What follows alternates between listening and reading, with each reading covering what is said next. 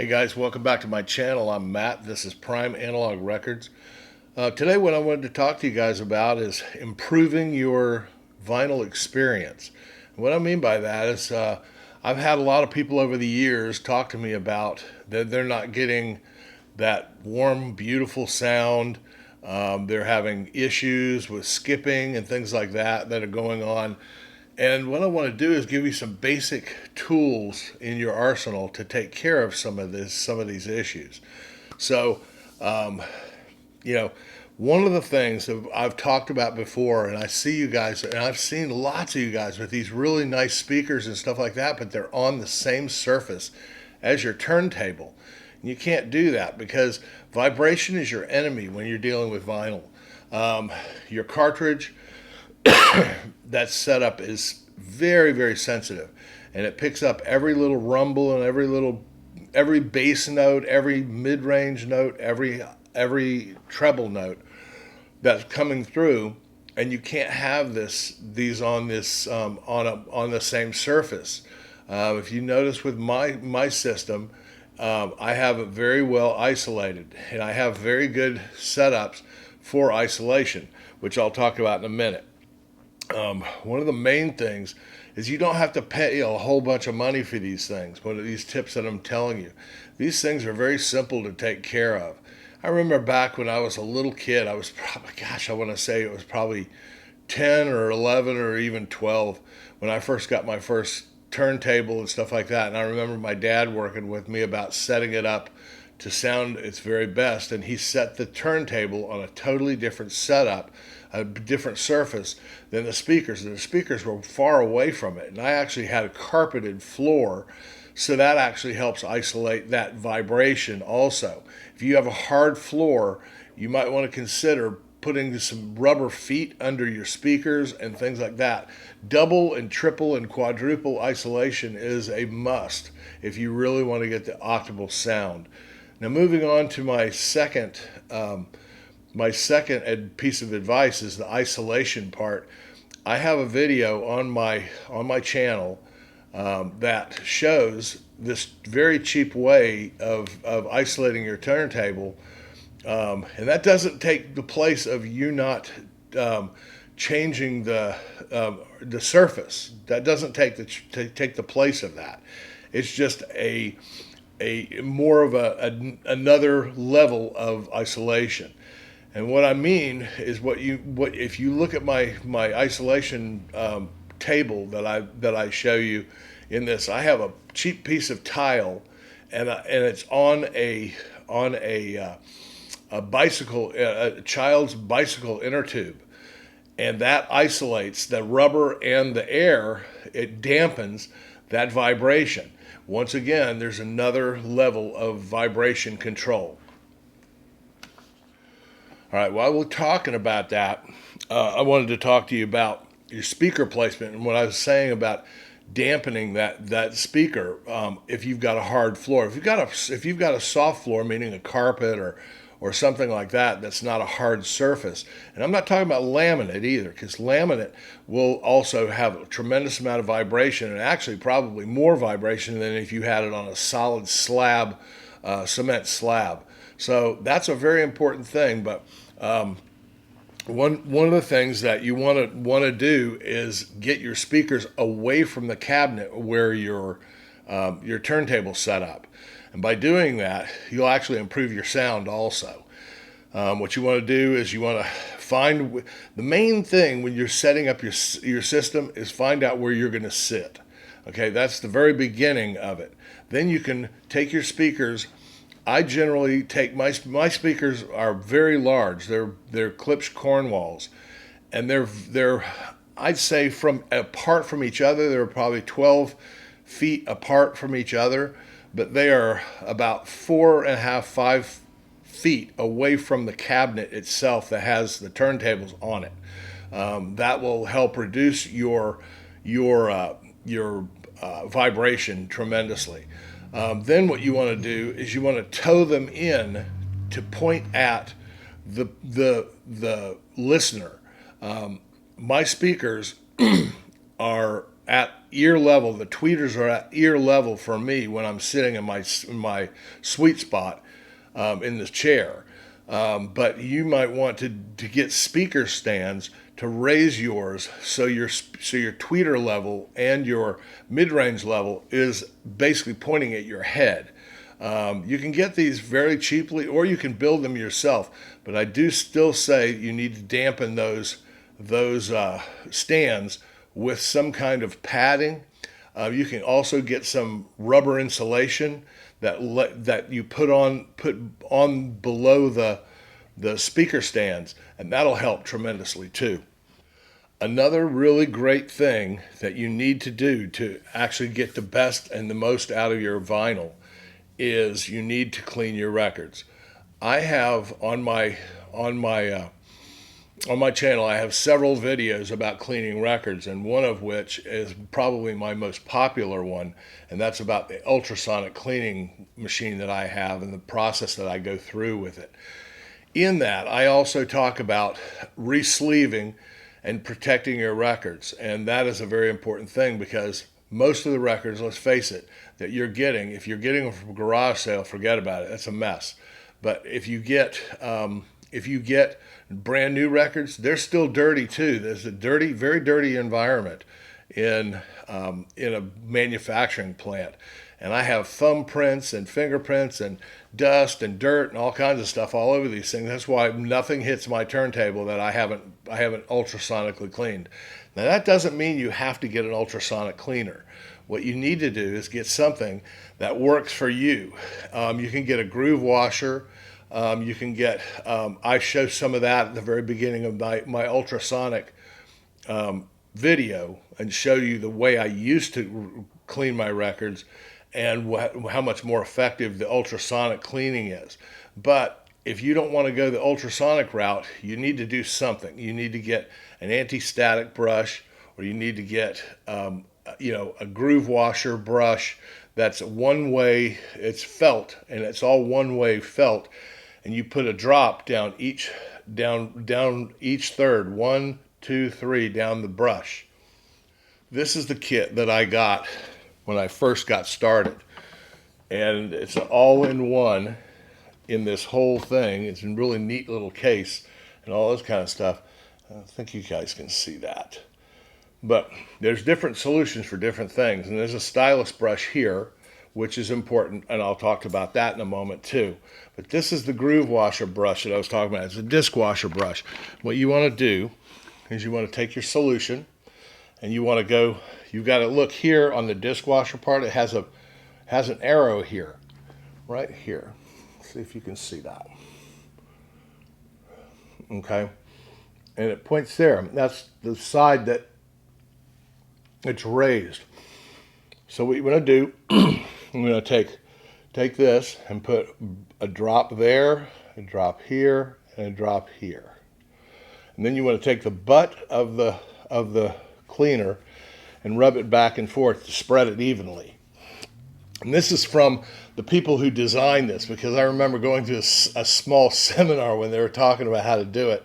Okay, so now this is your lead side of your brush right here. So what you want to do is when you're on the record, here's the record. Well, you start there, and then you roll the brush as the record's turning.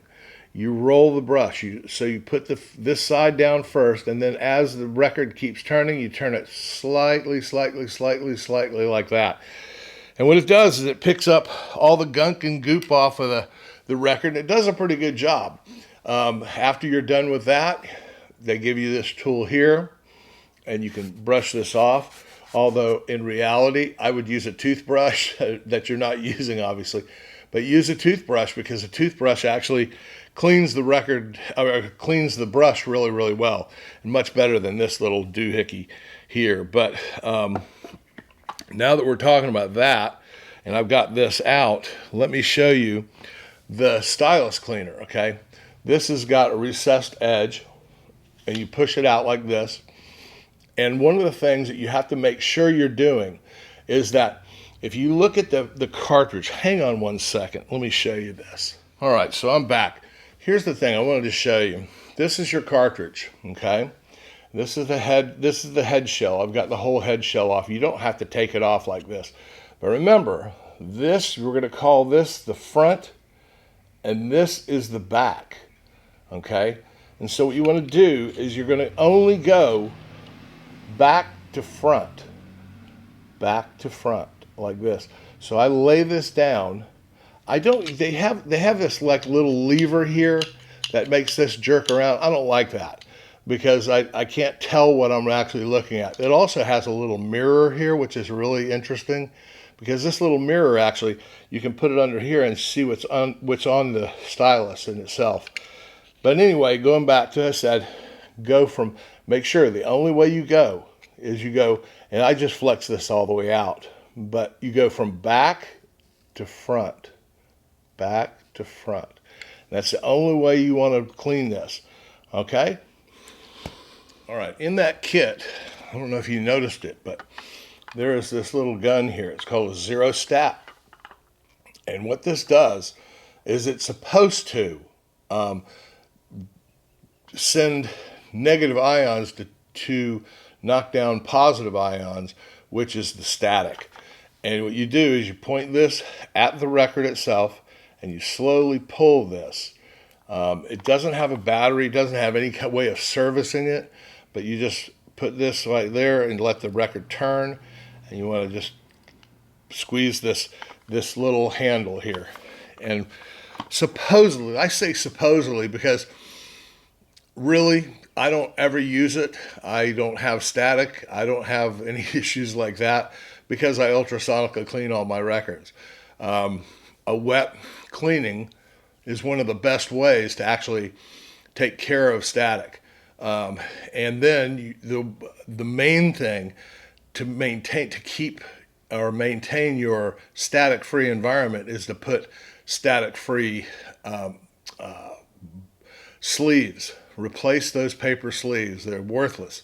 Mostly every time you get a record now, they show me how little they think of us and how little they think of their product when they give it to us in these paper sleeves.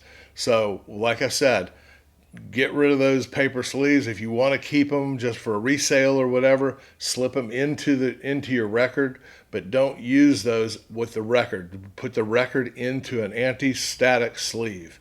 Another way to really make sure, now that we're talking about in and around the cartridge, another really big way to improve your sound is to make sure that your cartridge is aligned properly. What I mean by that is you have to get a protractor that is set up for this kind of thing. What that protractor looks like is this. And the reason why it's clear, let me see if I can get my face off of here so it'll focus on it. There you go. Okay, and you can see, and this right here goes on the spindle. And this will help you get your cartridge totally aligned properly because pivot arms are about 90% of the industry, and by the way they move into the groove like this with a pivot, like my arm, my elbow. What happens is that they will change the tracking angle, and the tracking angle is very important. So there are many videos on YouTube that'll talk to you and show you how to do that, but that is the tool you want to get. You also need to make sure that you have the proper weight that you're running on this on your arm. The reason why is because of preservation, number one, of your records, so it's not carving up your record with a bunch of weight on it. I remember back in the day when we didn't know any better and we were trying to get more weight onto a record so it would track. If it had a skip or something, we'd tape a quarter to the top of the arm, which is ridiculous. But now if you've got something other than a Crosley, like a suitcase style, if you have something different than that, which I hope you do, you have a way of actually backing the weight all the way off until you have total neutrality to your arm, and then you can dial in the back. You'll see a gauge, and you can dial it all the way in to 1.5 grams. That's what you should be tracking these things at. Depends on your turntable. All these things they're dependent, and there's YouTube channels that'll show you exactly how to do that too. I'm not going to do that here. But it is important, and it changes the sound by the depth of what the needle will go into the groove and these kind of things. So it's very important to actually make sure that you've got that right. Okay, going back to what I said, when I was younger, I had an old Marantz 2235B. I still wish I had it, but they made photo stages in a very different way back then, and the high end turntables and high end cartridges didn't really exist at this time. They were pretty much just figuring all this stuff out back in the day, but and this is back in the 60s and early 70s. So anyway, going to what I'm going to talk about here is I think the phono stages now are pretty poor, and that are built into these like integrated amps or receivers and things like that. They're pretty poor, and you can very quickly enhance and amplify your cartridge's signal, depending if you have a moving magnet, a moving coil. Moving coil is usually very, very low output, and you won't even be able to hear it if you plugged it into your integrated amp into its phono stage. You have to have an amplifier to it. I have found, and I have two different turntables, and both of them I have the same Shit Manny phono preamp, and it really changes the whole way that the tables sound. I was using on my moving coil, which is my Yamaha. I was using a Shit Manny, and that's why I started with that one. But I had a moving magnet on my Techniques, and once I changed, I got to a point that I heard crackling and some stuff that I didn't like. It didn't have the same punchy sound that I'm used to hearing from this turntable. So I got another Shit Manny. These things are cheap. They're like, I think I paid like $99 for it. World of difference. Best $100 I spent on my system in a long time. Amazing sounding. And it cleans up everything. It cleans up the signal path, and it amplifies the signal path, which is really important. Even for a moving magnet, you can actually push the signal higher than even you think, because you can use less amps when you're turning your stereo up. So you can get more sound and more power out of your amp, basically, or more volume out of your amp. Not more power, but more volume out of your amp by extending or pushing up the signal. They have many signal. I want to say there's like 4 or 6 buttons under there, and the different combinations tell you the amount of amplification. But when you get it, you'll understand, and it really does change everything for you. It changes the whole feeling of the experience, and you'll find out what you've been missing. The only other advice I got is to get good speaker cables. When I used to use I've never used cheap speaker cables, but I've used a lamp cord, which is what Klipsch.